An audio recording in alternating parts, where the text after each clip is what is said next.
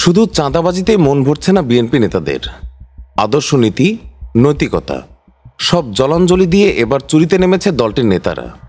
লোভ সামলাতে না পেরে গরিবের পেটে লাথি মারতেও দ্বিধা করছে না তারা। খাদ্যবান্ধব কর্মসূচির চালের সরকারি বস্তা বদল করে পাচার করার সময় জনতার হাতে ধরা খেয়েছে বিএনপির এক নেতা।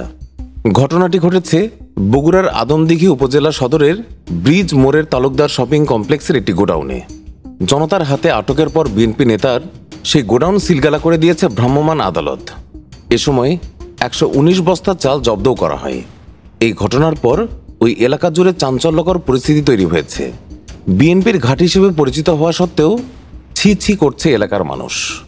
জানা গেছে, আদমদীঘি ব্রিজের মোড়ে উপজেলা বিএনপির সহসভাপতি ও সাবেক ইউপি চেয়ারম্যান মোস্তাকিম তালুকদার মুক্তার তার নিজস্ব মালিকানাধীন তালুকদার শপিং কমপ্লেক্সের গোডাউন ভাড়া নিয়ে হত দরিদ্রদের জন্য স্বল্প মূল্যে খাদ্যবান্ধব কর্মসূচির মাধ্যমে চাল বিতরণ করছিলেন উপজেলা বিএনপির প্রচার সম্পাদক দুলাল হোসেনের স্ত্রী শাহিদা বেগম। প্রভাব খাটিয়ে স্ত্রীর নামে ডিলার নেন বিএনপির এ নেতা।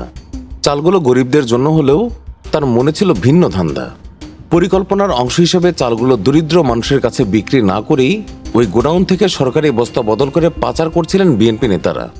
অনেক দিন ধরেই চলছিল এই চাল চুরির ঘটনা, কিন্তু ধীরে ধীরে জনতার মাঝে ক্ষোভ সৃষ্টি হয়। এতদিন চোখ বুজে সব সহ্য করে আসলেও ওই দিন দুটি ব্যাটারি চালিত ভ্যানে 33 বস্তা চাল পাচারের সময় স্থানীয় জনতা চালগুলো আটক করে। খবর পেয়ে ওই গোডাউনে অভিযান পরিচালনা করেন নির্বাহী ম্যাজিস্ট্রেট ও সহকারী কমিশনার মাহমুদা সুলতানা। অভিযান চালিয়ে সরকারি বস্তা বদল করে প্লাস্টিকের 35 বস্তায় রাখা 1750 কেজি এবং সরকারি চটের বস্তায় রাখা 2550 কেজি চাল জব্দ করে ভ্রাম্যমাণ আদালত। সেই সঙ্গে চুরির সময় ধরা পড়া 33 বস্তায় 1650 কেজি চাল আটক করে আদমদীঘি সদর ইউনিয়ন পরিষদে রাখা হয়। এ প্রসঙ্গে সহকারী কমিশনার মাহমুদা সুলতানা বলেন, গরিব মানুষের 119 বস্তা চাল খাদ্য গুদাম থেকে চুরি করে বিক্রি করা হচ্ছিল। জনতা সেই চুরি আটকে দিয়েছে। আমরা তাৎক্ষণিকভাবে গোডাউন সিলগালা করে দিয়েছি। এরপর আমরা আইনি ব্যবস্থা নেওয়ার জন্য সুপারিশ করব।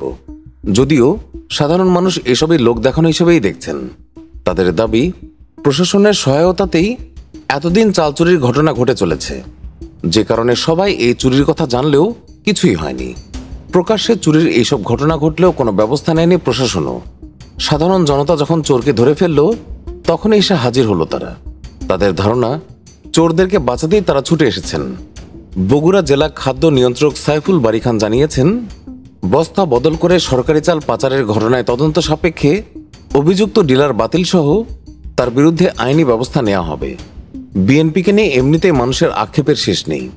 সেই আক্ষেপ ধীরে ধীরে ক্ষোভে পরিণত হচ্ছে, যা আগামী নির্বাচনে দলটির জন্য ভয়াবহ পরিণতি ডেকে আনতে পারে বলেই মানুষের ধারণা। এত কিছুর পরেও বিএনপি কি এই চোরদের থামানোর কোনো উদ্যোগ আদৌ নেবে?